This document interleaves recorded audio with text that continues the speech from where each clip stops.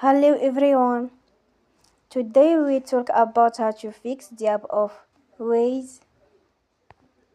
We will go to settings. Then we click on apps. After that you will search the app Waze and then we click. They will on for stop.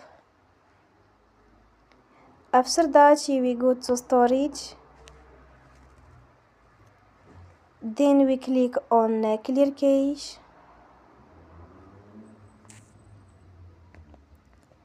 In the end, you turn off your phone and you will recharge your phone again.